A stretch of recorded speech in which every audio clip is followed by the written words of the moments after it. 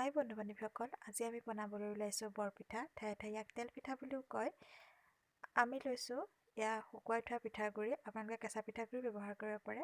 বৰপিঠাটো কোমল কৰিবৰ বাবে এয়া মই চুজি ব্যৱহাৰ কৰিছোঁ। চাব যাতে চুজিৰ পৰিমাণটো পিঠাগুড়িতকৈ কম হয়, অকণমান দিলেই হ'ব। এয়া আমি মিঠাটো উঠিবৰ বাবে নিমখ ব্যৱহাৰ কৰিলোঁ। এয়া মিঠৈ লওঁ। মিঠৈটো আপোনালোকে বগা চানেকিয়া ল'ব যাতে সোনকালে পিঠাখন দে নাহে। এয়া আমি ছ'ডা ব্যৱহাৰ কৰিছোঁ। ছ'ডাৰ পৰিমাণটো চাই দিব আপোনালোকে। মই খুব কম পৰিমাণৰ ব্যৱহাৰ কৰিছোঁ, নহ'লে পিঠাটো ফাটি আহিব পাৰে। এয়া দেখিছে, মিশ্ৰণটো ভালদৰে মিহলাই ল'ব। মিঠৈখিনি ভালদৰে মিহি কৰি ল'ব। এয়া দেখিছে, সকলোখিনি বস্তু আমি মিহলাই লৈ এয়া আমি পানী দিছোঁ। পানীখিনি অলপ অলপ লাহে লাহেকৈ দিব, যাতে এবাৰতে বেছিকৈ দিলে মিশ্ৰণটো পনীয়া হৈ যাব পাৰে। গতিকে আপোনালোকে বেটাৰটো চাই পেলাই দিব। এয়া মই লাহে লাহে পানী এড কৰিছোঁ। মিঠৈখিনি আপোনালোকে সম্পূৰ্ণ মিহি কৰি পেলাব। এয়া দেখিছে, বেটাৰটো মই কেনেকৈ ৰাখিছোঁ। ইমান পৰিমাণৰ হ'লেই হ'ব। বেটাৰটো আপোনালোকে চাই লওক, বেছি ডাঠ নকৰিব, ডাঠ কৰিলেও ফাটি আহিব পাৰে। এইখিনি আমি প্ৰায় এঘণ্টামান ঢাকি ৰাখিছিলোঁ।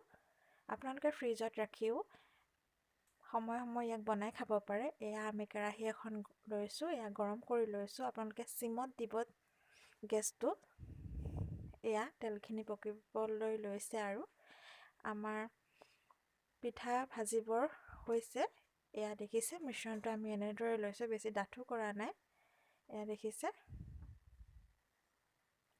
কেৰাহীখনৰ তেলখিনি গৰম হোৱাৰ লগে লগে আমি ইয়াত পিঠাখন ভাজিব পৰা হৈ গৈছে।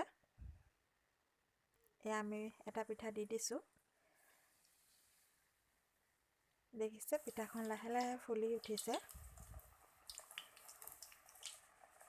যেতিয়ালৈকে ফুলি উঠে আমি তলৰ ফালৰ পৰা ইয়াক উলটিয়াই দিম।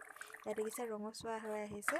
এয়া দেখিছে, আমাৰ তেলপিঠা ৰেডি হৈ গৈছে। এনেদৰে আপোনালোকে অতি কম সময়তে আৰু খৰতকীয়াকৈ আলহী আহিলে আপ্যায়ন কৰি থ'ব পাৰে।